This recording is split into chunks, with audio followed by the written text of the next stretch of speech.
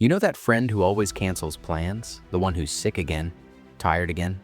Next time for sure. Everyone assumes they're flaky. But what if they're not avoiding you at all? What if they're protecting something most people don't even realize they're losing? Because if you're the kind of person who feels more excited about a Friday night in pajamas than a Friday night out, stay right here.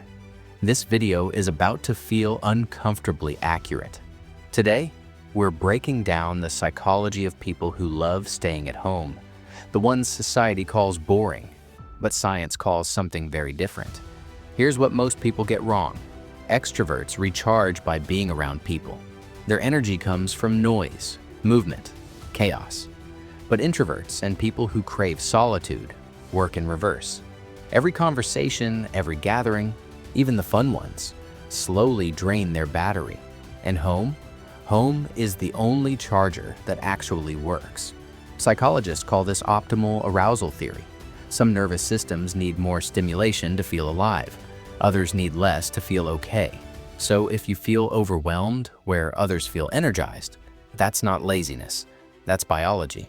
But introversion is only part of the story, because some people love staying home for a deeper reason: control. Out there, the world is unpredictable. Loud strangers, forced small talk, sudden plan changes, conversations where no one really cares about the answer. At home, you control the lighting, the noise, the pace, the silence. For people with anxiety or high sensitivity, that control isn't comfort, it's survival.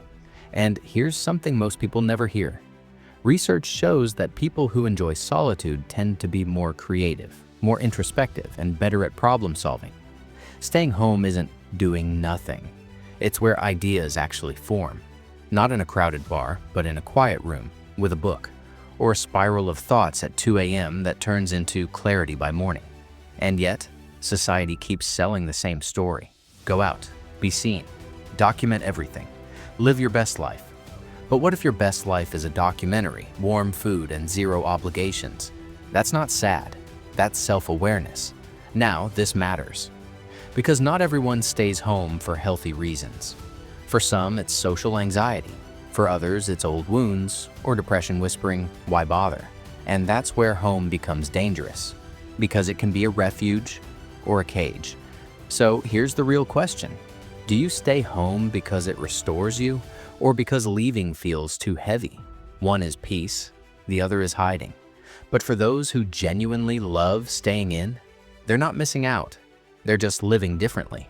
They find meaning in small rituals: morning coffee, the same spot on the couch, the way sunlight hits the room at sunset, things most people rush past while chasing noise. Psychologists call this low stimulation preference. It means you don't need the world to entertain you. Your inner world is already rich.